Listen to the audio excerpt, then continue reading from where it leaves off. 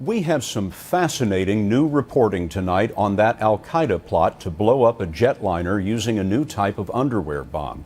Yesterday, we told you that the man who was supposed to carry the bomb was actually a double agent working with the CIA. Special correspondent John Miller is back tonight with more revelations about this double agent. John? Well, Scott, infiltrating the ranks of Al-Qaeda in the Arabian Peninsula is dangerous, high stakes, but it is what intelligence officers told us resulted in information that was invaluable. The source is described as a Saudi national recruited by the Saudi intelligence service as far back as 2 years ago. His information was shared with the CIA. His true identity only known to a handful. The source volunteered to be the suicide bomber in a plot to bring down a U.S. airliner, but instead of carrying it out, he delivered the device to U.S. and Saudi officials.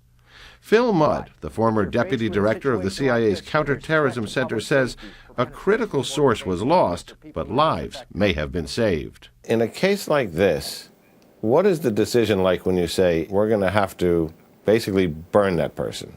If you're faced with a situation like this where there's threat to public safety wins every time.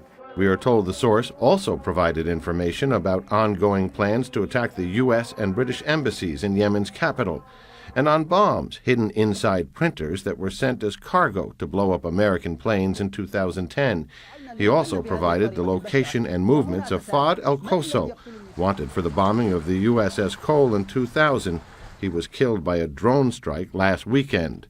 But AQAP's master bomb maker, Ibrahim al-Asiri, who developed the new underwear bomb, may burrow deeper into hiding now that the existence of the source has been revealed. When we look back on this in a year, what are we going to see about this case and this source? If you stop plots without taking people out, the people will simply regenerate the plot.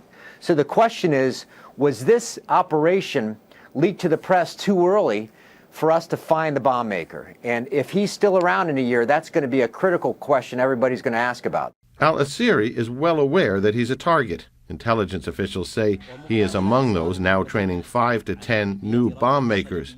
But the source, who came in from the cold, will find a warm place, relocated with his family under a new identity. First, he's going to get a paycheck that you and I would want any day of the week, as he should. Are we talking millions? We're talking millions.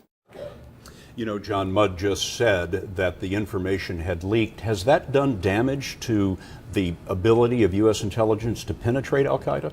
It may have. If they had more time to work with this source and debrief and backtrack, they could have done more damage to AQAP. Today, my ex-boss, Director of National Intelligence, James Clapper, ordered a leak investigation. But think of it from the bad guy's standpoint, which is that terrorist organization right now is scrambling to figure out who this source was, where he's been, what he's seen, who he knows, and how that could factor in a drone strike. So they're scrambling too. Fascinating, John. Thanks very much.